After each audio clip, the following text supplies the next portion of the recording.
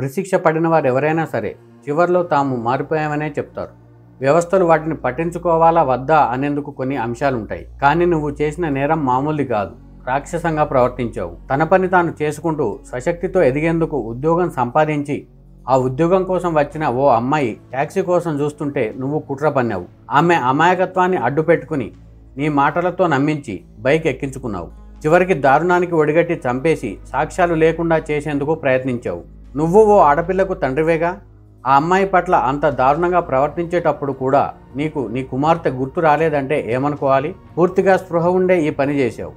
నీలాంటి వాడిని వదిలేసే ప్రసక్తే లేదు. వ్యవస్థలపై ప్రజలు చాలా భరోసాతో ఉంటారు. నీలాంటి వాడిని క్షమించి వదిలేస్తే అమ్మాయిలకు ఆ భరోసా పోతుంది. నీపై ఏ కోణంలో కూడా సానుభూతి చూపించే అవకాశం లేదు.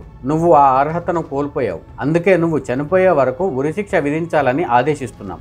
ఈ వ్యాఖ్యలు ఎవరివో కాదు. 2018 డిసెంబర్ 21న 23 ఏళ్ల సాఫ్ట్వేర్ ఇంజనీర్ను హత్య చేసిన కేసులో దోషిగా తేలిన చంద్రభానును ఉద్దేశించి ముంబై హైకోర్టు చేసిన వ్యాఖ్యలు. అంతకుముందు సెషన్స్ కోర్టు చంద్రభానుకు ఉరిశిక్ష విధించింది. ఈ తీర్పుపై చంద్రభాను హైకోర్టును ఆశ్రయించారు. ఈ కేసుపై విచారణ చేపట్టిన ముంబై హైకోర్టు అంతకుముందు సెషన్స్ కోర్టు ఇచ్చిన తీర్పును సమర్థించడంతో పాటు ఈ వ్యాఖ్యలు చేసింది. హైకోర్టు తీర్పుపై చంద్రభాను సుప్రీంకోర్టును ఆశ్రయించారు. ఈ కేసును విచారించిన సుప్రీంకోర్టు ఇరుపక్షాల వాదనలు విని చంద్రబానే హత్య చేశాడని ప్రాసిక్యూషన్ నిరూపించలేకపోయిందని చెబుతూ నిర్దోషిగా ప్రకటిస్తూ తీర్పునిచ్చింది. దీంతో ఈ తీర్పు సంచలనమైంది. అదే సమయంలో ఈ తీర్పుపై కొంత అసంతృప్తి కూడా వ్యక్తమవుతోంది. అయితే అసలు ఆ అమ్మాయిని హత్య చేసింది ఎవరు? దోషులెవరు? ఈ కేసు కూడా ఇక మిస్టరీగానే మిగిలిపోతుందా అనే అనుమానాలు కూడా తలెత్తుతున్నాయి. ఈ అంశాలపై కూడా చర్చ జరుగుతుంది. ఈ నేపథ్యంలో అసలు ఈ కేసు పూర్వపరాలేంటి అనేది తెలుసుకుందాం. మచిలీపట్నంలోని నోబుల్ కాలనీకి చెందిన ఓ ప్రొఫెసర్ తాను పేదరికంలో పుట్టిన సొంత రెక్కల కష్టంతో ఉన్నత చదువులు చదివారు. తన పిల్లలను కూడా బాగా చదివించాలని తాపత్రయపడేవారు. ఆయన కుమార్తె కూడా బాగా చదివేవారు. కాకినాడలో బీటెక్ పూర్తి చేశారు.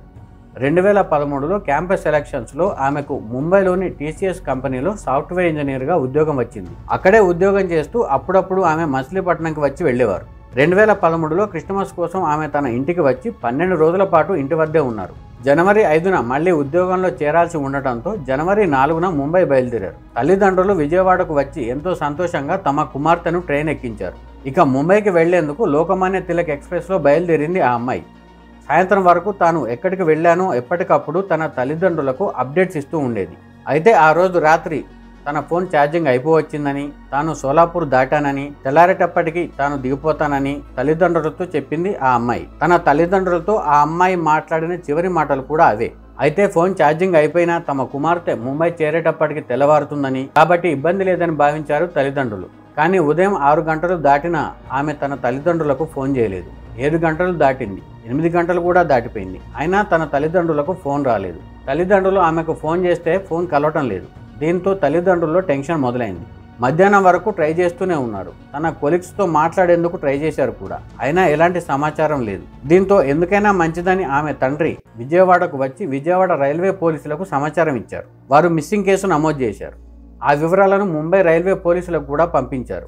అయితే ముంబై రైల్వే పోలీసుల నుంచి ఎలాంటి సమాచారం కూడా రాలేదు. తాను ప్రొఫెసర్గా ఉండడంతో తమ వద్ద చదువుకున్న కొందరు స్టూడెంట్స్ని, వారి పేరెంట్స్ని సంప్రదిస్తే కొందరు ముంబైలో ఉన్నట్టు తెలియడంతో వారితో మాట్లాడారు. వారిలో కొందరిని ముంబై రైల్వే స్టేషన్కు పంపించి అక్కడ ఫిర్యాదు చేయించారు. ఈయన మరుసటి రోజే ముంబై వెళ్లారు కూడా. అక్కడ లోకమాన్య తిలక్ టెర్మినల్ ఏరియా పరిధిలోనే ఉన్న పోలీసులను సంప్రదించారు. వారు కూడా ముందుగా పట్టించుకోలేదనే వార్తలు అప్పట్లో వచ్చాయి. అది కూడా అతిపెద్ద నిర్లక్ష్యమేనని కూడా చెప్తున్నారు. ఇక 3-4 సార్లు స్టేషన్కు వెళ్లి గట్టిగా మాట్లాడితేనే కేసు నమోదు చేశారట. క్విక్ రెస్పాన్స్ మాత్రం రాలేదని అప్పట్లోనే ఆరోపణలు వచ్చాయి కూడా. మరోవైపు జనవరి 5న ఉద్యోగంలో చేరాల్సిన తమ కుమార్తె ఆఫీసుకు కూడా వెళ్లలేదు. ఆమె ఫోన్ స్విచ్ ఆఫ్ వస్తోంది. ప్రతి చిన్న విషయాన్ని తల్లిదండ్రులతో పంచుకునే తమ కుమార్తె విషయంలో వేరే ఆలోచనలు కూడా తావులేదు. దీంతో ఆ తల్లిదండ్రుల్లో భయం మొదలైంది. తమ కుమార్తె ఆచూకీ కోసం ఆ తండ్రి చేయని ప్రయత్నం అంటూ లేదు. ఎంతో మందికి విద్యాబుద్ధులు నేర్పి ఉన్నతమైన వ్యక్తులుగా తమ విద్యార్థులను తీర్చిదిద్దిన ఆ ప్రొఫెసర్ పోలీస్ స్టేషన్ల చుట్టూ తిరుగుతూ తమ కుమార్తె ఆచూకీ చెప్పాలని కన్నీటితో వేడుకోవాల్సి వచ్చిందనే వార్తలు కూడా అప్పట్లో తీవ్ర కలకలం రేపాయి. అలా రాష్ట్రంలోనే ఉండి తమ కుమార్తె ఆచూకీ కోసం ప్రయత్నించారు ఆ తండ్రి. 3 రోజుల తర్వాత ఈ విషయం మీడియాకు తెలిసింది. ఒక అమ్మాయి మిస్సింగ్ అనే వార్త బయటకు వచ్చింది. విజయవాడ పోలీసులు కూడా ఆ అమ్మాయి ఫోటోను అన్ని పోలీస్ స్టేషన్లకు పంపించడంతో పాటు ఆమె ఆచూకీ కోసం ప్రయత్నించారు. కానీ ఫలితం లేదు. 4 రోజుల తర్వాత ఆమె తండ్రి చేస్తున్న ప్రయత్నాలపై ఆ కేసులో జరుగుతున్న నిర్లక్ష్యంపై వరుస కథనాలు మీడియాలో వచ్చాయి. అయినా ముంబై పోలీసుల్లో చలనం లేదు. అక్కడి అధికారులతో ఇక్కడి ఉన్నతాధికారులు సంప్రదించి మాట్లాడిస్తే ఆ కేసు విచారణలో ఉందనే సమాధానం తప్ప ఇతరత్ర వివరాలు ఏమీ తెలియలేదు కూడా. కొన్ని రోజుల తర్వాత నేషనల్ మీడియాలోనూ ఈ వార్తలు వచ్చాయి. రోజులు గడుస్తున్న కొద్దీ ఈ నిర్లక్ష్యంపై సర్వత్రా విమర్శలు మొదలయ్యాయి. విద్యార్థులు ఆందోళన చేపట్టారు. ఈ టైంలోనే ఆ అమ్మాయి తండ్రి అప్పటి కేంద్ర హోంమంత్రి సుశీల్ కుమార్ షిండేను కలిసి పరిస్థితి వివరించారు. దీంతో ఆయన తన కార్యాలయం నుంచి ముంబై పోలీస్ కమిషనర్తో మాట్లాడారు. ఇక 2 తెలుగు రాష్ట్రాల్లోనూ ఆందోళనలు మొదలయ్యాయి. తెలుగు రాష్ట్రాల్లోని అన్ని పార్టీలతో పాటు దేశంలో ఉన్న ఆమ్ ఆద్మీ పార్టీతో సహా పలు పార్టీలు కేంద్ర ప్రభుత్వానికి ఈ అంశంపై లేఖలు రాశాయి. పోలీసుల నిర్లక్ష్యంపై ప్రశ్నించాయి కూడా. ఈ కేసులో వేళ్లన్నీ మహారాష్ట్ర సర్కారు వైపు చూపించడం మొదలైంది. కేంద్ర హోంమంత్రి కూడా అదే రాష్ట్రానికి చెందినవాడు కావడంతో ఆ విమర్శలు మరింత పెరిగాయి. ఇక రాజకీయపరమైన ఒత్తిడి పెరగడంతో మహారాష్ట్ర ప్రభుత్వం తప్పనిసరిగా స్పందించాల్సి వచ్చింది. ఆ స్టేషన్లోని పోలీసులు వ్యవహరించిన తీరును కూడా తప్పుపట్టింది. వారిపై చర్యలు తీసుకుంటామని ప్రకటించింది కూడా. అయితే అప్పటికే వారం దాటిపోయింది. అయినా సరే తనలో ఎంత టెన్షన్ ఉన్నా తాను అల్లారం ముద్దుగా గుండెలపై ఎత్తుకుని పెంచిన తన చిట్టి తల్లి తిరిగి వస్తుందని ఆ తల్లిదండ్రులు కళ్లల్లో ఒత్తులు వేసుకుని మరీ ఎదురు చూస్తున్నారు. తండ్రి ముంబైలోనే ఉన్నారు కూడా. ఇక ఈ కేసులో ఒత్తిళ్లు పెరుగుతుండటంతో అప్పటి ముంబై నగర పోలీస్ కమిషనర్ రాకేష్ మారియా స్వయంగా ఆ కేసును తానే పర్యవేక్షిస్తానని, విచారణ వేగవంతం చేస్తానని ప్రకటించారు. ఓవైపు ముంబై పోలీసులు, మరోవైపు రైల్వే పోలీసులు సంయుక్తంగా ఈ కేసు విచారణ ప్రారంభించారు. ఇందుకోసం సీసీ కెమెరా ఫుటేజ్ను, సెల్ ఫోన్ సిగ్నల్స్ ని ట్రాక్ చేశారు. ఆమె ట్రైన్ దిగిన లోకమాన్య తిలక్ టెర్మినల్లోని సీసీ కెమెరాలను పరిశీలిస్తే జనవరి 5న ఉదయం 4 గంటల ప్రాంతంలో ఆమె ట్రైన్ దిగి నడుచుకుంటూ వెళ్లడం, ఒక వ్యక్తి ఆమెను ఫాలో కావడం కనిపించింది. బయట ఉన్న సీసీ కెమెరా ఫుటేజ్ చూస్తే ట్యాక్సీ స్టాండ్ దగ్గరలో ఆమె కాసేపు కూర్చుంది. మరో కెమెరాను చూస్తే కాసేపటికి బైక్ ఎక్కి వెళ్లడం కనిపించింది. అయితే ఆమెను తన ఫ్రెండ్ ఎవరైనా పిక్ చేసుకున్నారేమో అనే అనుమానం వచ్చింది పోలీసులకు.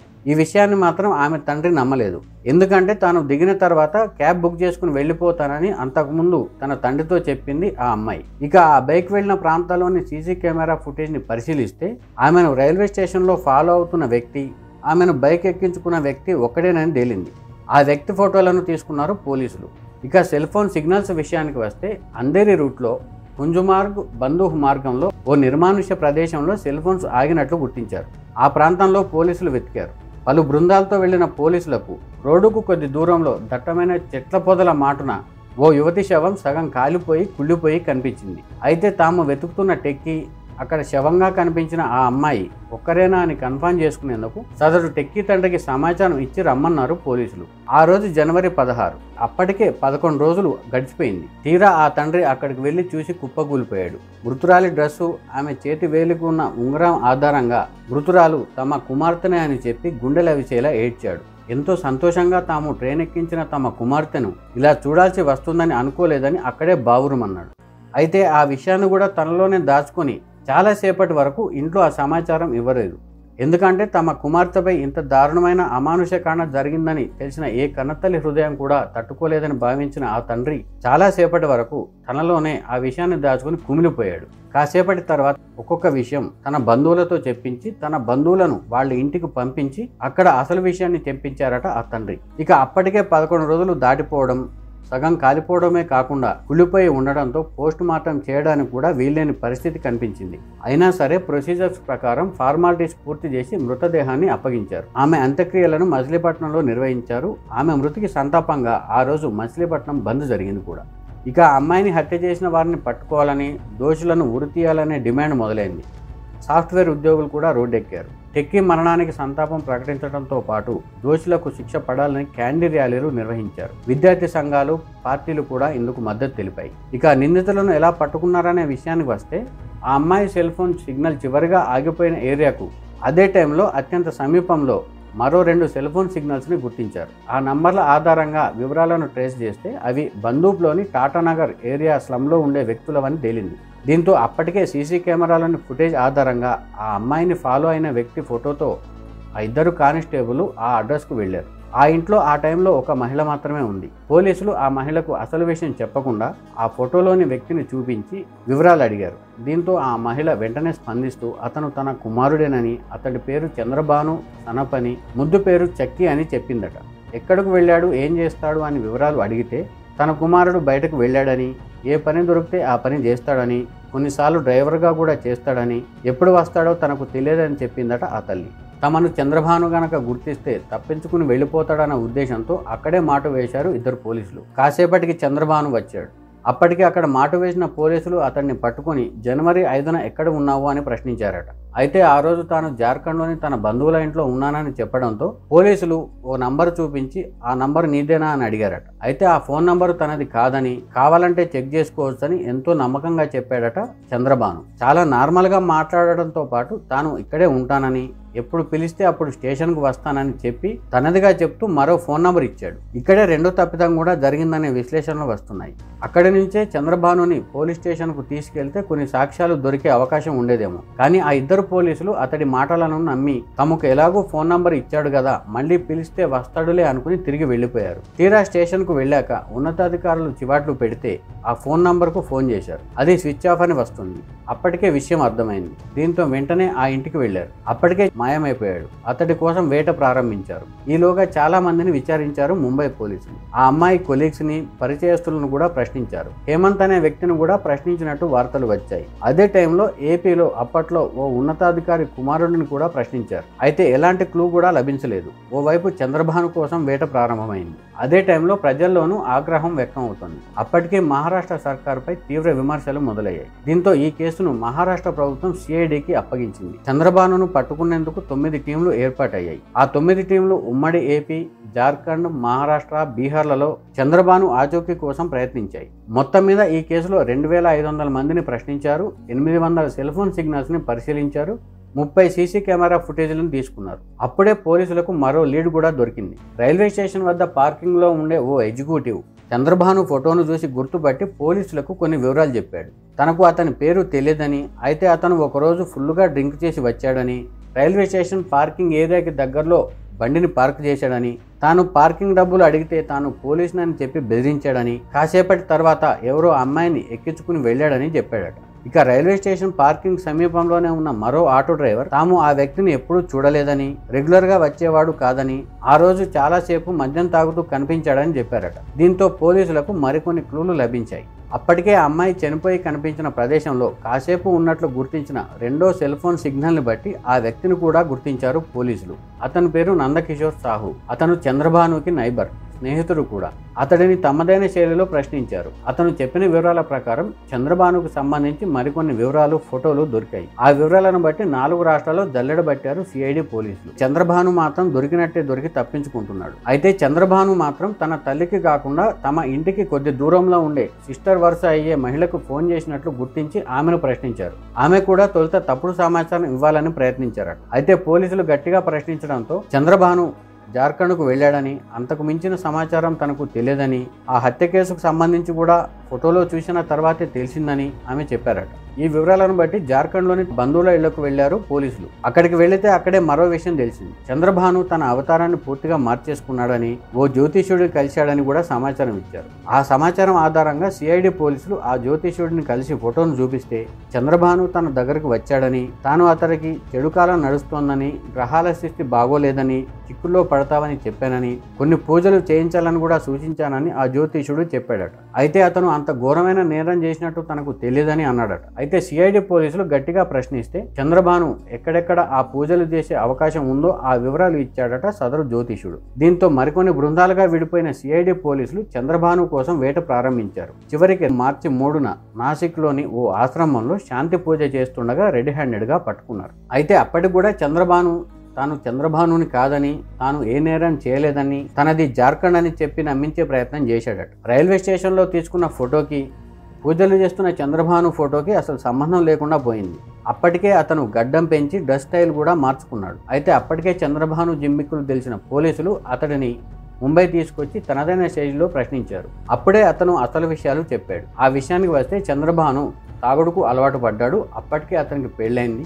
వ్యసనాలకు బానిస అయ్యాడు. బాధ్యత లేకుండా తిరిగేవాడు. భార్యను వేధించాడు. అతని వేధింపులను తట్టుకోలేక భార్య వదిలి వెళ్ళిపోయింది. అప్పటికే అతనికి ఒక కుమార్తె ఉంది. ఆమె చాలా చిన్నది. డబ్బు కోసం కొన్ని దొంగతనాలు కూడా చేసేవాడు చంద్రభాను. ఆ డబ్బుతో తాగి తిరిగేవాడు. డబ్బులు అయిపోయినప్పుడు మరికొన్ని దొంగతనాలు చేసేవాడు. ఆ క్రమంలోనే రైల్వే స్టేషన్లో ఒంటరిగా ఎవరైనా దొరికితే వారిని దోచుకోవాలని ప్లాన్ చేశాడు. సాయంత్రం నుంచి మద్యం తాగుతూనే ఉన్నాడు. ఉదయం 4:30 లోకమాన్య ఎక్స్ప్రెస్ వచ్చే వేళ కావడంతో పోలీసులు తనని ఆపరనే ఉద్దేశంతో స్టేషన్ లోపలికి వెళ్ళాడు. స్టేషన్లో దిగిన వారిలో ఒంటరిగా లగేజ్తో కనిపించిన సదరు టెక్కీని టార్గెట్ చేసి ఆమెను ఫాలో అయ్యాడు. ఇక స్టేషన్ బయటకు వచ్చిన తర్వాత ఆ టెక్కీ ఇంకా చీకటి ఉండడంతో వెలుతురు వచ్చాక తన రూమ్కు వెళ్దాం అనుకుని వెయిట్ చేస్తుంది. కాసేపు ఆమెను దూరం నుంచి చూసిన చంద్రభాను ఆమె ఒంటరిగా ఉందని భావించి ఆమె వద్దకు వెళ్లి ఆటో కావాలా, ఎక్కడికి వెళ్లాలని అడిగాడట.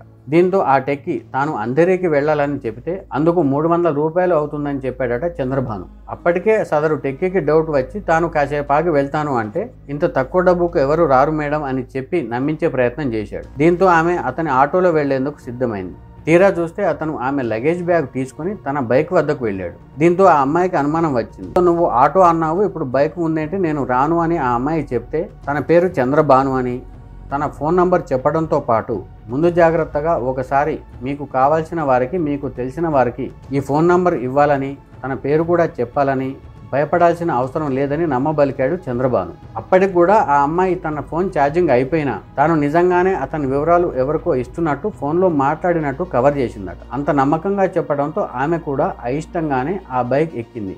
ఇక్కడే మరొక విషయం ఏంటంటే సదరు టెక్కీని చాలాసేపటి నుంచి గమనించిన చంద్రభాను ఆమె ఫోన్ పనిచేయడం లేదని తనకు తానుగా కన్ఫర్మ్ చేసుకున్నాకే ఆమె కోసం కుట్ర చేశాడు. ఆ విషయం తెలియని టెక్కీ అమాయకంగా అతని బైక్ ఎక్కింది.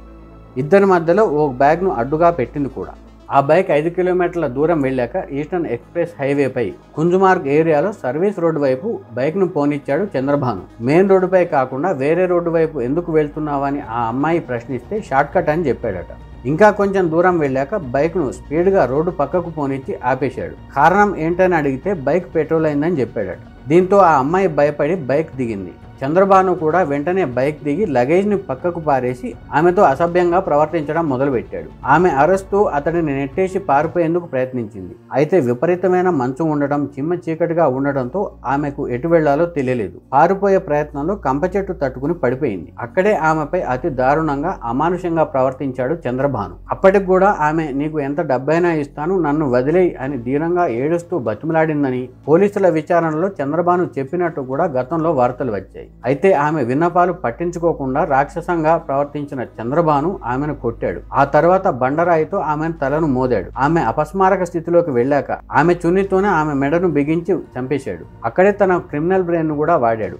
ఆ కేసులో తాను దొరకకూడదంటే సాక్ష్యాలు ఉండకూడదని చుట్టుపక్కల నుంచి ఎండిపోయిన కంప చెట్లు, చిన్న కట్టెపుల్లలు తెచ్చి బైక్ నుంచి పెట్రోల్ తీసి శవాన్ని తగులబెట్టేందుకు ప్రయత్నించాడు. అప్పటికే ఆ రోడ్డుపై వాహనాల రాకపోకలు పెరగడంతో వీలైనంత తొందరగా శవాన్ని తగులబెట్టాలని అనుకుని మరికొన్ని కంప చెట్లు ఆమెపై వేసి ఆమె లగేజ్ తీసుకుని వెళ్లిపోయాడు. ఆ లగేజ్ ని తన సిస్టర్ ఇంటికి తీసుకెళ్లి ఓపెన్ చేశాడు. అందులో ఆమె బట్టలు, ల్యాప్టాప్ మాత్రమే ఉన్నాయి. ఫోన్ కోసం వెతికినా దొరకలేదు. ఆమె ఫోన్ కనుక ఘటనా స్థలంలోనే పడిపోయి ఉంటే ఆమె ఎవరో తెలిసిపోతుందని, తాను కూడా దొరికిపోతానని భావించాడట చంద్రభాను. దీంతో తను వేసుకున్న డ్రెస్ను ఇంట్లో ఒక మూలకు పడేసి స్నానం చేసి తన ఫ్రెండ్ అయిన నందకిషోర్ సాహుకి ఫోన్ చేసి వెంటనే తనతో రావాలని, తనతో వస్తే తాను చెప్పిన పని చేస్తే కొంత డబ్బు ఇస్తానని ఆశ చూపాడట. అప్పటికే డబ్బు అవసరం ఉన్న నందకిషోర్ సాహు చంద్రభానుతో కలిసి వెళ్ళాడు. అయితే చంద్రభాను ఎక్కడైతే బైక్ ఆపాడో, ఎక్కడ గలాటా జరిగిందో అక్కడే తనకు ఆ యువతి ఫోన్, చెప్పులు కనిపించాయి. చెప్పులను దూరంగా విసిరేసి ఫోన్లోని సిమ్ను తీసేసి ఫోన్ను మరో చోట విసిరేశాడు చంద్రభాను.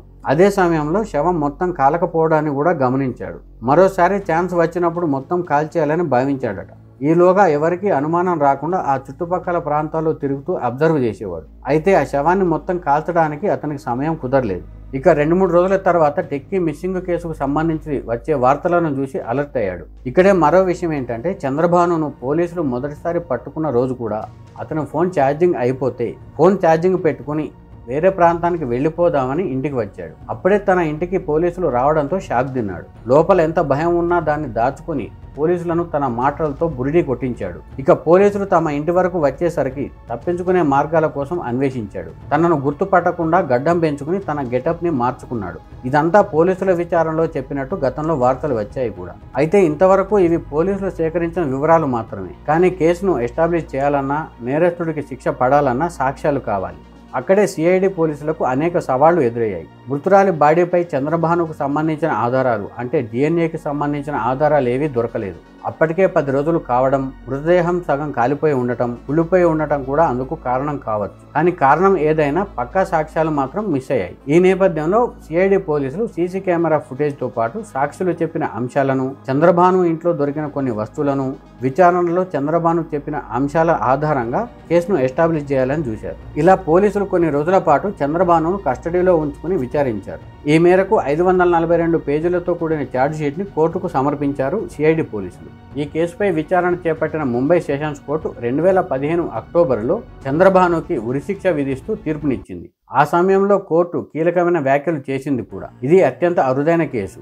ఇలాంటి కేసులో దోషికి బతికే అర్హత లేదు, చనిపోయే వరకు ఉరి తీయాలి అని వ్యాఖ్యానించింది. ఈ తీర్పును సవాలు చేస్తూ చంద్రభాను ముంబైలోని హైకోర్టును ఆశ్రయించాడు. చివరి రోజున కోర్టులో ఏడ్చాడు కూడా. అంటే తీర్పు చెప్పే రోజున కోర్టులో ఏడ్చాడు కూడా. ఎప్పుడైతే సెషన్స్ కోర్టు ఇచ్చిన తీర్పును సమర్థిస్తూ హైకోర్టు తీర్పు చెప్పిందో ఆ టైంలో ఏడుస్తూ న్యాయస్థానానికి ఒక విన్నపం చేశాడు. తాను ఆ తప్పు తెలియక చేశానని, తాను మారిపోయానని కూడా చెప్పాడట. 2018 డిసెంబర్ 21న ఈ కేసుకు సంబంధించిన తీర్పును వెలువరించింది ముంబై హైకోర్టు. అయితే ఈ నేపథ్యంలో హైకోర్టు కీలకమైన వ్యాఖ్యలు చేసింది. ఆ వ్యాఖ్యలే మనం ఈ వీడియో మొదట్లో చూశాం కూడా. ఇక ఈ తీర్పుపై చంద్రభాను సుప్రీంకోర్టును ఆశ్రయించారు. సుప్రీంకోర్టు ఈ కేసును విచారించి జనవరి 29న సంచలన తీర్పునిచ్చింది. చంద్రభాను ఈ నేరం చేశాడనేందుకు సరైన ఆధారాలను ప్రాసిక్యూషన్ సమర్పించలేకపోయిందని చెబుతూ చంద్రభానును నిర్దోషిగా ప్రకటిస్తూ తీర్పునిచ్చింది సుప్రీంకోర్టు. అయితే ఈ తీర్పుపై కొంత అసంతృప్తి వ్యక్తమవుతోంది కూడా. గతంలో చంద్రభానుకు ఉరిశిక్ష విధించిన టైంలో మృతురాలి తండ్రి మీడియాతో మాట్లాడుతూ తమ కుమార్తె 2014లో చనిపోతే 2018లో సెషన్స్ కోర్టు, హైకోర్టు అతనికి ఉరిశిక్ష విధిస్తూ తీర్పు ఇచ్చాకే తాను నవ్వానని, అంతవరకు నిత్యం తన కుమార్తెకు జరిగిన అన్యాయాన్ని తలుచుకుంటూ కుంగిపోయానని చెప్పాడు. ఇక తాజాగా సుప్రీంకోర్టు ఇచ్చిన తీర్పు నేపథ్యంలో ఆయన మాట్లాడిన మాటలు కంటతడి పెట్టిస్తున్నాయి. సుప్రీంకోర్టు ఆర్డర్ గురించి విన్నానని, దాని గురించి తాము ఏమీ చేయలేనని, ఏం జరుగుతుందో కూడా తనకు తెలియదని వ్యాఖ్యానించారు. నిందితుడు సుప్రీంకోర్టును ఆశ్రయించిన విషయం కూడా తనకు తెలియదని పేర్కొన్నారు ఆ తండ్రి. ఈ కేసును దేవుడికే వదిలేస్తున్నానని, తాను తన 70 ఏళ్ల వయసులో ఈ కేసుపై పోరాడలేనని, తన భార్య కూడా అనారోగ్యంతో ఉన్నారని, ఇప్పటికే పలు సమస్యలు వచ్చాయని ఆయన ఆవేదన చెందారు. ఇక ఈ కేసులో మెరిట్స్, లీడ్స్, సాక్ష్యాలు ఎలా ఉన్నా 100 మంది దోషులు తప్పించుకున్నా పర్లేదు, కానీ ఒక నిర్దోషికి శిక్ష పడకూడదన్న రాజ్యాంగ స్ఫూర్తి మేరకే మన న్యాయ వ్యవస్థలు పనిచేస్తుంటాయి. ఈ కేసులో సుప్రీంకోర్టు ఇచ్చిన తీర్పునకు అంతా కట్టుబడాల్సిందే. అయితే తమ అభిప్రాయాన్ని మాత్రం చెప్పొచ్చు. ఇక ఈ తీర్పుపై ప్రభుత్వాలు రివ్యూ కోరతాయా అనేది కూడా చూడాలి. అదే సమయంలో ఈ కేసు విషయంలో అనేక ప్రశ్నలు ఇంకా ప్రశ్నలుగానే మిగిలిపోయాయి. సుప్రీంకోర్టు ఇచ్చిన తీర్పు మేరకు చంద్రభాను గనక నిర్దోషి అయితే టెక్కిని చంపిన అసలు హంతకులు ఎవరు అనేది కూడా తేలాల్సి ఉంది. ఆ అమ్మాయి చనిపోయిందనేది నిజం, సగం కాల్చేశారు అనేది నిజం, దారుణంగా హత్యకు గురైందనేది కూడా నిజమే. అల్లారు ముద్దుగా గుండెలపై ఎత్తుకుని పెంచుకున్న తమ కుమార్తె ఆ తల్లిదండ్రులకు దూరమై 10 ఏళ్లు గడిచిపోయింది కూడా నిజమే. 10 ఏళ్లుగా ఆ తల్లిదండ్రులు పడుతున్న మానసిక వేదన అంతా ఇంతా కాదు. చనిపోయిన వారి కుమార్తెను ఎలాగో తిరిగి తీసుకురాలేం, కానీ ఆమెను చంపిన హంతకులకు శిక్ష పడితేనే కనీస న్యాయం జరిగినట్టు చెబుతారు. మరి ఆమెకు న్యాయం జరుగుతుందా? ఒకవేళ జరిగితే ఆ న్యాయం ఎప్పటికి జరుగుతుంది? అసలు జరుగుతుందా లేక ఈ కేసు అన్సాల్వ్డ్ కేసుగానే మిగిలిపోతుందా అనేది చూడాలి. అదే సమయంలో వ్యవస్థలో ఇంకెలాంటి మార్పులు రావాలి, అసలైన దోషులకు సత్వర శిక్ష పడాలంటే ఇంకా ఎలాంటి మార్పులు చేయాలి, ఆ తల్లిదండ్రుల క్షోభకు సమాధానం ఎవరు చెబుతారు అనే సమాధానం లేని ప్రశ్నలు కూడా తలెత్తుతున్నాయి. ఇవి మచిలీపట్నానికి చెందిన సాఫ్ట్వేర్ ఇంజనీర్ కేసుకు సంబంధించిన అంశాలు.